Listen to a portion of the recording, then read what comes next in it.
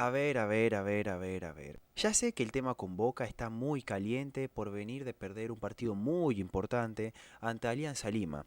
Inclusive llegué a preparar un video al respecto, pero personalmente ya después de un par de horas y en frío, no me gustó muchas cosas de las que dije y consideré que me fui muy a la mierda, honestamente, y preferí no subirlo. Y más allá de un par de victorias en el torneo local o estar puntero Boca hoy por hoy en el ámbito local, el clima en Boca sigue muy caliente por la eliminación. Pronto haré un video al respecto hablando del presente de Boca, o más específicamente hablando de estas dos personas. Pero ahora vamos a fingir demencia y hablar del tema que nos trae el día de hoy. La Bombonera es uno de los estadios más icónicos de la Argentina y de los más conocidos y mitológicos del mundo. Figuras legendarias del fútbol han hablado al respecto del mismo y quedaron enamorados del mismo por lo que ésta genera. Llámese Lionel Messi, Daniel Ederossi, Ronaldinho, Pelé, Thierry Henry, Eden Hazard y demás. Inclusive muchas revistas de fútbol lo consideran el mejor estadio del mundo, cada una por su motivo por el que lo justifica. Algunos por su mítica hinchada, conocida como la 12, o los momentos históricos que ocurrieron en aquel estadio. Y de eso va a tratar el video de hoy, nombrando y rememorando en detalle algunos de los momentos más grandes vividos en el Olimpo Bostero.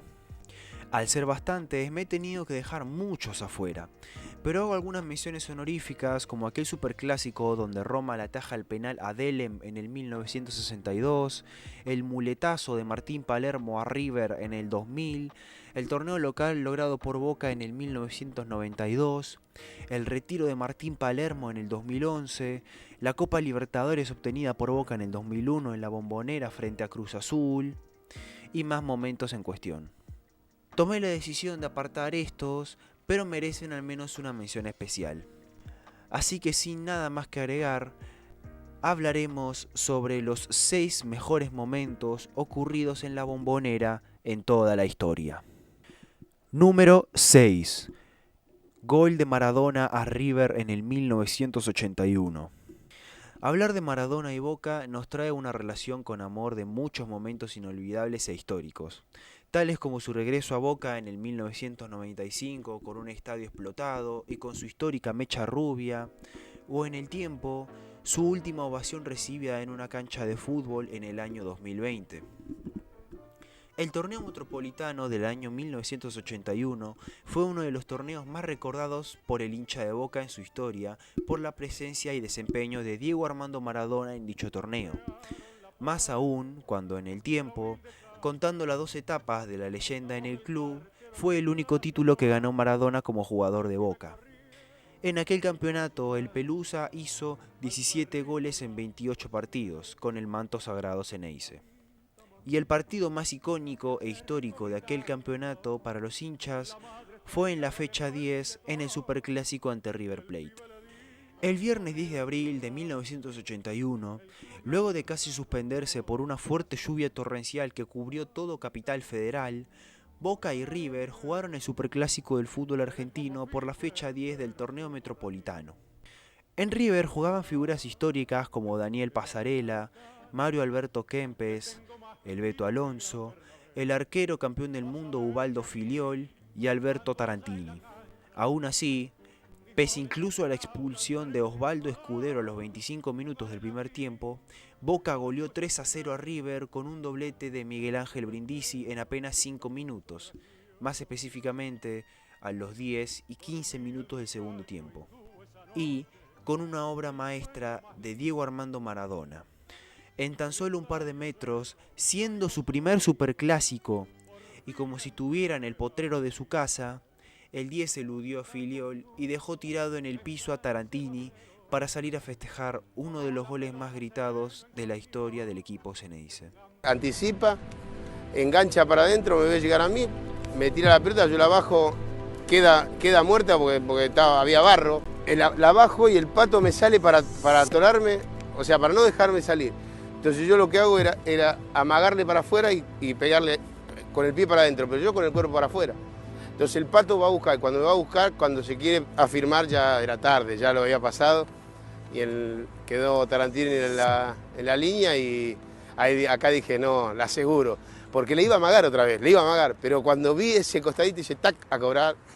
Diego Maradona mismo, en El Tiempo, declaró lo siguiente rememorando aquella histórica noche del 1981. Me sentí el hombre más feliz del mundo. Antes de concluir y dejar cerrado esta parte del top, les dejo una estadística que seguramente no la sabían. ¿Sabían ustedes que Maradona tiene más goles contra River que el propio Juan Román Riquelme?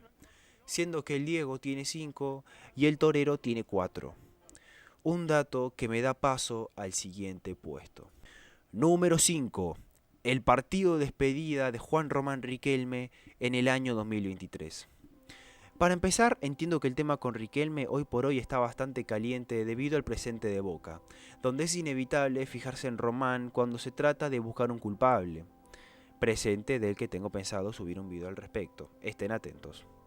Y si bien sé que este momento también es muy reciente, de hecho el más reciente de todo el top, teniendo consigo un trasfondo político que involucra a las elecciones que posteriormente se realizarían en dicho año 2023, creo que el tiempo le va a terminar dando su valor que se merece a este momento en cuestión, tanto por los jugadores y personalidades involucradas, y porque no deja de ser el partido de despedida de uno de los mejores jugadores de la historia del fútbol argentino, como lo es Juan Román Riquelme.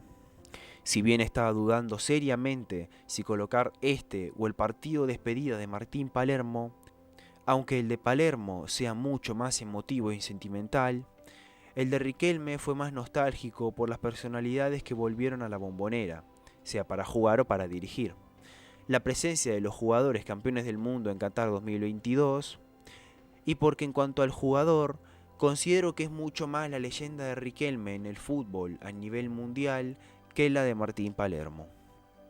El evento consistió en el partido de despedida del fútbol de Juan Román Riquelme, que aunque un poco tardío, bastante diría yo, se trató de un partido entre Boca y Argentina tematizado por la carrera de Juan Román Riquelme, con jugadores que compartieron cancha con Riquelme tanto en el club argentino como en la selección nacional.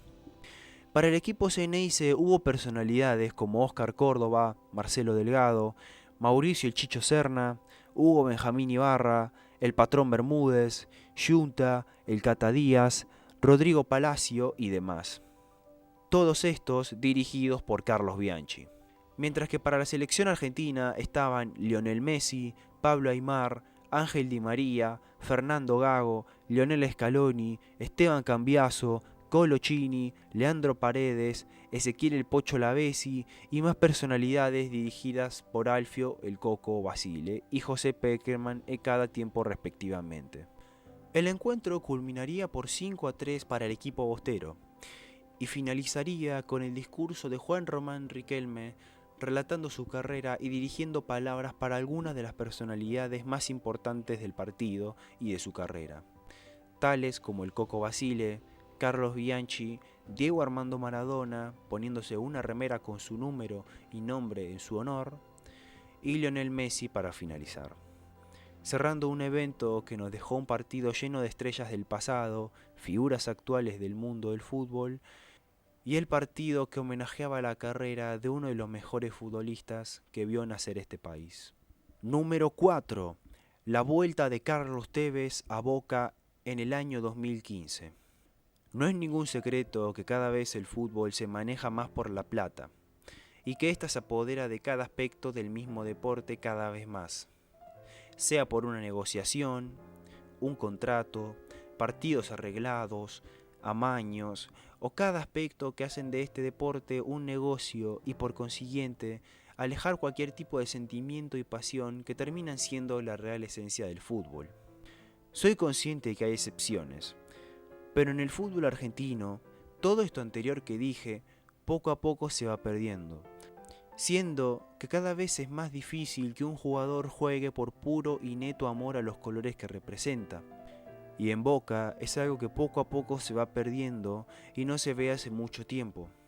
Ya no solo en los propios jugadores que se ven en los últimos años en Boca, puesto que cómo hace un hincha de Boca para creer en alguien que dice me gustaría volver a Boca, o algún extranjero diciendo me gustaría vivir el mundo Boca, o reconociendo a Boca como club grande, o blanqueando las ganas que éste tenga para jugar en el club, cuando a la hora de la verdad no cumplen a su palabra o vienen en la cumbre de sus carreras, cuando les queda poca nafta en el tanque, ilusionando a la mitad más uno del país y dejando en evidencia sus reales intenciones y el real amor que sienten por Boca. Pero allá por 2015, una noche del 13 de julio, tuvimos uno de los casos más especiales y representativos a nivel mundial de un jugador volviendo a su club de origen por mero amor al mismo. Carlos Alberto Tevez, en su plenitud futbolística, en el mejor momento de su carrera, viniendo de jugar una final de Champions League frente al Barcelona de Messi, Luis Suárez y Neymar, siendo la máxima figura de su equipo, viniendo de un paso sumamente exitoso en Europa, jugando en equipos como el West Ham, el Manchester United y Manchester City, donde ganó la Champions con el equipo rojo, y donde por no valorar su gran nivel de inglés, very emotional. It's very difficult, ¿no? Very difficult. Se fue a la Juventus, donde dejó una huella imborrable en el equipo italiano. Pues con todo eso, rechazando ofertas millonarias del Atlético Madrid y del PSG, y ante un aproximado de 60.000 personas en la cancha, el Apache volvió al club que lo vio nacer, soltando frases recordadas tales como: Román es el máximo ídolo, no vengo a superarlo, vengo a hacer mi propia historia. A los 20 años el mundo Boca me devoró, ahora estoy más preparado, ahora me siento preparado para el mundo Boca. La Bombonera se puso de pie ante su más grande referente futbolístico a nivel mundial en ese entonces, con el mismísimo Diego Armando Maradona presenciando todo desde su palco. Literalmente, este hombre pasó de jugar una final de Champions frente al Barcelona a jugar un partido de liga local argentina ante Quilmes por puro amor a la camiseta. Número 3. El topollillo de Riquelme a Macri en el año 2001. Probablemente la rivalidad política más conocida y famosa del fútbol argentino en toda su historia. Juan Román Riquelme y Mauricio Macri son dos personas históricas y significativas para la historia de Boca, pero con dos personalidades totalmente distintas y alejadas entre sí. Uno es el mejor jugador que vistió la camiseta de Ceneice, mientras que el otro es el mejor presidente de la historia de Boca Juniors. Uno con el tiempo terminó representando a la llamada oposición, el partido que terminaría sacando al macrismo de la presidencia de Boca en el año 2019. Mientras, años atrás, el macrismo se encargaba de echar a Juan Román Riquelme de Boca por la puerta trasera. Uno se hizo conocido desde el palco presidencial y otro desde el campo de juego. Son tan paralelos y tan distintos a la vez que marcaron una de las rivalidades más icónicas en la historia del fútbol argentino. Estos dos ya venían de ciertos chispazos, cuando en 1998 el Parma de Italia negoció con Boca para comprar a Juan Román Riquelme por 14 millones de dólares. Pero el 10 y su padre, luego de una conversación con Macri, se negaron a salir del país, buscando quedarse e incluso una mejora en su contrato. Inclusive en una entrevista, entre líneas, Riquelme trató a Macri de mentiroso, pero este último le respondió publicando lo que el jugador cobraba en los diarios del país, desmintiendo a Román, donde en vez de cobrar 1.500 pesos, cobraba un aproximado de 5.000. Sin embargo, eso solo fue un ápice de lo que años después, más precisamente en el 2001, se transformaría en el suceso más conocido de su enemistad y hasta incluso uno de los momentos más icónicos en la historia del superclásico del fútbol argentino. En la República Argentina se vivía una fuerte crisis económica a nivel nacional que afectaría por consiguiente a los clubes argentinos. En Boca también afectaría esto, reduciéndose ciertos pagos, tanto a jugadores del plantel, hasta incluso los premios dados a los futbolistas por los logros obtenidos como la Copa Libertadores de ese mismo año. En paralelo, Juan Román Riquelme venía siendo sondeado por el Fútbol Club Barcelona. Incluso Mauricio Macri, unos días antes de aquel histórico superclásico, declaró que oficialmente Juan Román Riquelme era jugador del club español. El jugador y su representante no estaban al tanto de esto. Pese a las palabras del propio Carlos Bianchi, que decía que necesitaba salir a Europa y que por ser el mejor jugador de Boca necesitaba irse, Román mantenía su postura de que quería quedarse, pero que quería un resarcimiento económico, tanto por el contrato que tenía, ya que cobraba casi lo mismo que algunos juveniles, sino que advertía de sufrir un desarraigo si se concretaba dicha venta, ya que a este le afectaba duramente el tener que dejar su club, su país y toda su familia.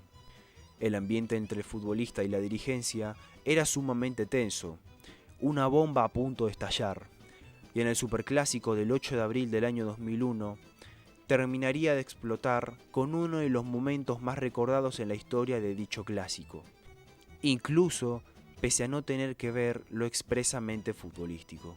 El primer tiempo terminó con el típico 0-0, pero ya en el segundo tiempo, el partido se abriría con un disparo letal de Hugo Benjamín Ibarra al ángulo para poner el 1-0.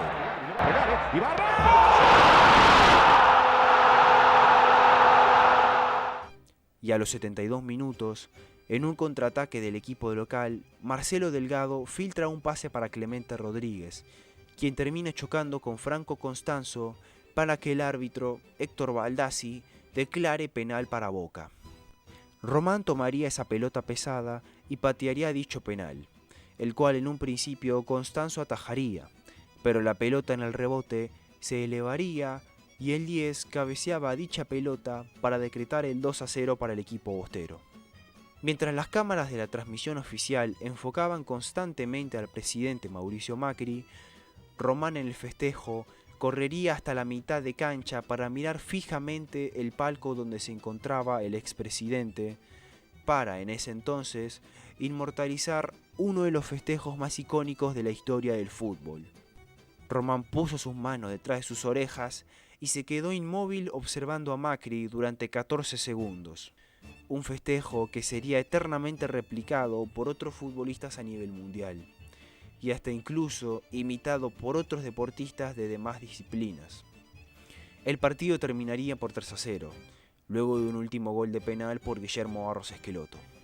Pero lo que se llevó todos los focos fue aquel festejo de Juan Román Riquelme, a lo que él, irónicamente, respondería que lo hizo en honor a su hija por el dibujo animado Topo Gigio. ¿Por qué gritaste el gol de la manera? ¿Quién pedía? Por nada en especial, solamente que a mi hija le gusta el topollillo y nada más. Sin duda, uno de los momentos más recordados de la carrera de Román, uno de los momentos más impresionantes vividos en la mítica Bombonera, donde si bien siguieron teniendo más episodios entre sí, este es, con diferencia, el más recordado de todos. Número 2. Copa Libertadores, ganada por Boca en el 1978 frente a Deportivo Cali. Podría haber puesto en segundo lugar precisamente el bicampeonato logrado con Bianchi en el 2001. Pero no solo que considero que esa es la más olvidable de las 6 Libertadores que obtuvo Boca en su historia, sino que la que ocupa este segundo lugar, al ser el primer bicampeonato de Libertadores obtenido por el club Xeneize, las figuras que conformaban dicho plantel, ser la segunda Libertadores y ganarla en la mismísima Bombonera, me hacen colocarla en el puesto debajo de la corona.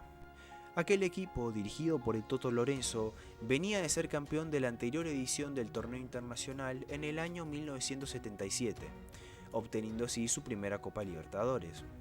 Pese a perder jugadores como Tarantini, Feldman y Ribolsi, incorporó a glorias como Carlos Salinas y Miguel Ángel Bordón para mantener la solidez del equipo. En aquel entonces, la Copa tenía un formato distinto al que tenemos hoy por hoy de las llaves y la fase de grupos. Se jugaba primero una primera fase con 5 grupos de 4 equipos, donde solo pasaban los primeros de cada grupo. En cada grupo, valga la redundancia, respectivamente pasaron River, Atlético Mineiro, Cerro Porteño, Alianza Lima y Deportivo Cali. Posteriormente se jugaba una segunda fase que era lo que hoy por hoy serían las semifinales, donde ahí ya jugaba el ex campeón de la anterior edición, en este caso Boca Juniors. Dicha segunda fase constaba también de otros 2 grupos, pero divididos en 3 equipos en vez de 4. Los que salieran primeros de ambos grupos jugarían la final de la Copa Libertadores. En el grupo B quedaron Deportivo Cali, Cerro Porteño y Alianza Lima, mientras que en el grupo A quedaron Boca, River y Atlético Mineiro. En este último grupo, Boca lo pasaría invicto, sin perder ninguno de los 4 partidos, tanto de ida como de vuelta ante ambos rivales. Únicamente empató de local ante River en la primera fecha en la Bombonera por 0-0. Luego ganaría Mineiro en Brasil con un doblete de tiro libre de Miguel Ángel Bordón, para ya en la vuelta ganarle a los brasileños por 3-1 en la Bombonera. Y en el último partido de dicho grupo, frente a River en el Monumental, con goles de Mastrangelo y Carlos Salinas a los nietos, Boca se llevaría un triunfo del gallinero y avanzaría a la final de la Copa Libertadores, eliminando a su clásico rival por segundo año consecutivo del torneo internacional. Y en la final se enfrentaría a Deportivo Cali de un joven Carlos Salvador Vilardo. Empataron en Colombia a 0 y en la vuelta, tras una goleada 4-0 con goles de Mastrangelo, Salinas y un doblete de Hugo Perotti, Boca, frente a toda su gente en su cancha, firmaba su segunda Copa Libertadores y sellaba uno de los momentos más grandes e icónicos vividos del mítico estadio, con una multitud de gente que invadían la cancha totalmente eufóricos. Hugo Gatti, mientras tanto, dejaba una declaración histórica para la época. Esta es la alegría de la mitad más uno, la alegría del pueblo. Boca es justo bicampeón de América. Con Ernesto Mastrangelo y Carlos Salinas como figuras goleadoras del equipo, con 3 tantos cada uno y demás figuras históricas para Boca como el Loco Gatti, Vicente Pernía, Francisco el Pancho Sá, Roberto Mouso y Rubén el Chapa Suñé. Número 1. Partido despedida de Diego Armando Maradona en el año 2001. Arrancamos con el Diego y cerramos con el Diego. En mi opinión, de manera indiscutible e indebatible, este es el mejor momento jamás vivido en la historia de la Bombonera.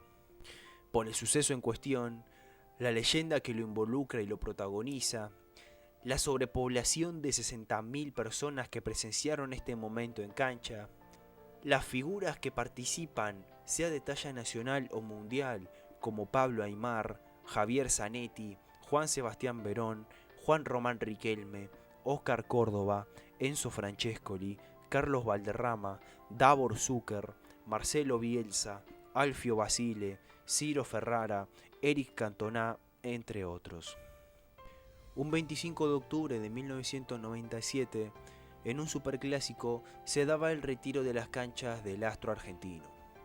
En el Monumental, tras un primer tiempo donde el Millonario se fue 1-0 arriba, Diego Maradona se iba de cambio por un joven Juan Román Riquelme que lo sustituía, y pese a dar vuelta a dicho partido y Boca ganar aquel superclásico por 2-1, nadie era consciente ni sabía que ese iba a ser el último partido de la carrera de Diego Armando Maradona, dejando para el recuerdo una de las tan famosas frases maradonianas. Es que Boca jugó a lo Boca y River fue River. Jugó un gran primer tiempo y en el segundo tiempo se le cayó la bomba. 4 años después, el 10 de noviembre de 2001, tras superar serios problemas de salud debido a sus adicciones, se viviría el partido de despedida más importante del fútbol argentino. Se trataba de un partido en homenaje a Maradona, que fue Argentina versus resto del mundo. Para la selección argentina, jugaron jugadores nacionales que hayan compartido cancha con Maradona, tales como Germán Burgos, Roberto Ayala, Juan Pablo Sorín, Walter Samuel, Pablo Aimar, Matías Almeida, Javier Zanetti, Juan Sebastián Verón, Kili González y Claudio López. Estando de suplentes jugadores como Marcelo Gallardo, Mauricio Pochettino, Diego Placente y Claudio Hussein. Equipo que era dirigido por Marcelo Bielsa. Para el equipo de las estrellas lo representaban jugadores extranjeros o de talla internacional conocidamente, tales como Óscar Córdoba, Ciro Ferrara, Jorge Bermúdez, Carlos Gamarra, Iván Córdoba, Norberto Solano, Juan Román Riquelme, Enzo Francescoli, Carlos Valderrama, Davor Zucker, Christos Stoichkov y suplidos por jugadores como Lothar Matthaus, René Higuita, Leonardo Rodríguez, Carlos Aguilera y Eric Cantona. Dirigidos por Alfio Basile, todos juntos hacían un cúmulo de estrellas juntas en la mismísima Bombonera para despedir a uno de los mejores y más grandes jugadores de todos los tiempos. En el palco se encontraban sus padres, Julio Grondona, y más figuras para el fútbol argentino como César Luis Menotti o Rey Pelé, y hasta entre la gente de Boca se encontraba Charly García. Diego, con la 10 de Boca en su espalda, estaba diciendo adiós al fútbol como jugador junto a amigos y compañeros que lo acompañaron durante el transcurso de su carrera. Ya la entrada de Maradona a la cancha con la pelota en mano y una de sus hijas es totalmente histórica. Juniors, cuando la selección argentina en el homenaje a Diego Armando Maradona sale al campo de Boca. El 10 famoso, uno de los 10 más famosos del mundo, Maradona. El himno nacional cantado por Luciano Pereira.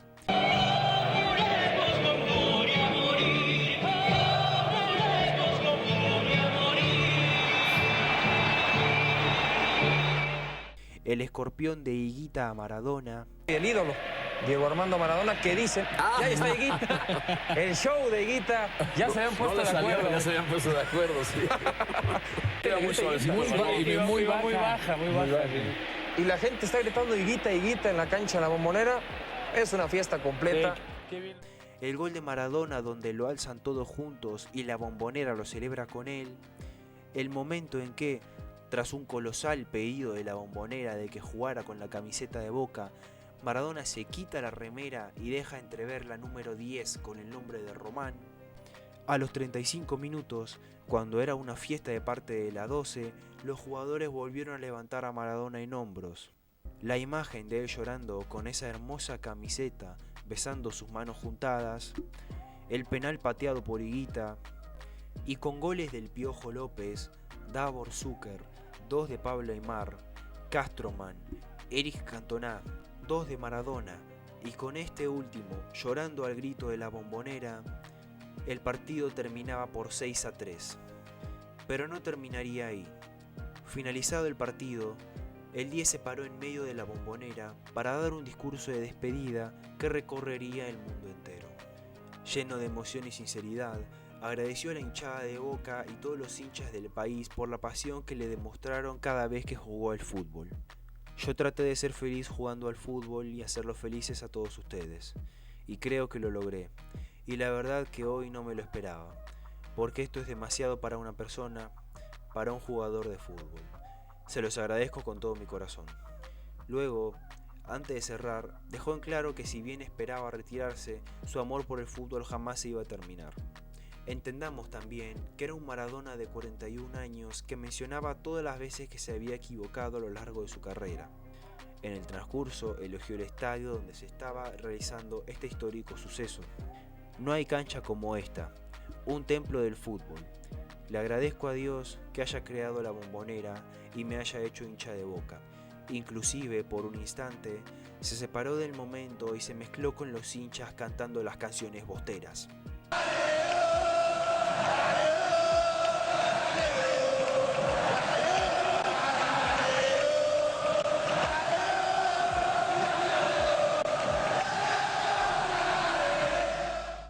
Y casi que para cerrar, dejó entre medio probablemente la frase más famosa de la historia del fútbol y con la que inmortalizaría este momento y un día para la eternidad.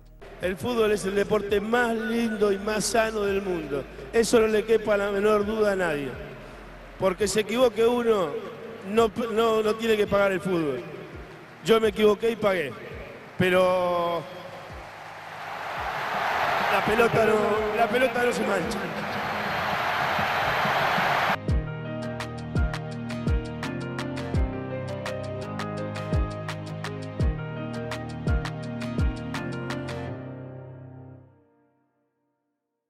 Muchas gracias a todos por ver el video de hoy. Otro video que tomó mucho tiempo.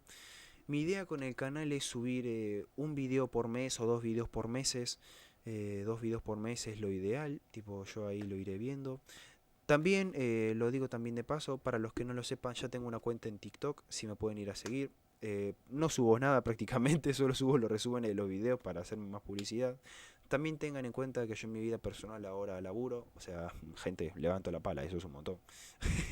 Y también sepan que le pongo mucha onda a los videos. Creo que por sus comentarios se nota y les agradezco mucho su buena onda. Me tomo el tiempo de leer todos los comentarios, por más que sean muchos o pocos, me tomo siempre el tiempo. Estoy siempre abierto a sugerencias y les agradezco a todos por la buena onda de siempre. Los amo, los quiero y que tengan una linda semana. Chau, chau.